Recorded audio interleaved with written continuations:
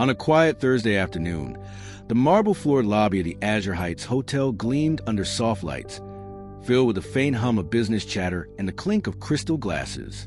The staff moved like clockwork, polished shoes, perfect smiles, eyes trained for high-end clientele.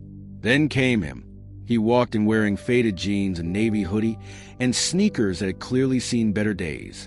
A scruff of gray in his beard gave away his age, but his eyes, sharp, observant, and calm, carried a quiet gravity. Behind the front desk, a young secretary barely glanced up. "Sir," she said, her tone clipped. "This lobby is reserved for hotel guests and business clients." "I know," he replied simply. "I have a 3:30 appointment."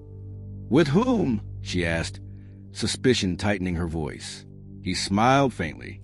"With myself." She frowned, fingers hovering over the phone. "I'm going to have to ask you to, Lou." "Mr. Trent? Is that you, sir?" A voice called out, cutting her off. A suited executive rushed across the lobby, nearly stumbling in his urgency. His face lit up with recognition and relief as he approached the man.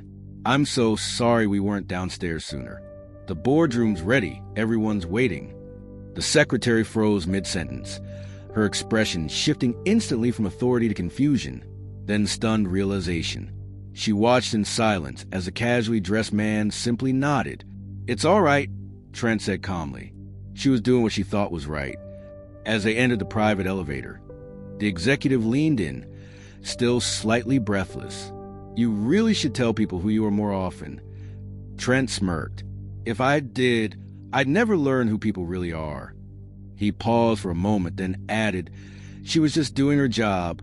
I'm not judging her for that. But I do hope she takes something from this. Respect shouldn't be handed out based on appearances alone. You never know who's standing in front of you." Upstairs, he stepped into a sleek, glass-walled boardroom overlooking the city. He took his place at the head of the table and opened a folder labeled Trent Innovations, Global Strategy.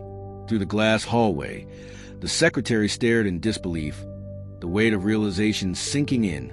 This wasn't just a client. He owned the company. Real power doesn't ask for validation. And when respect is only given to those who look the part, it says more about the one judging than the one being judged. Never assume someone's worth by what they wear. The quiet ones often own the building.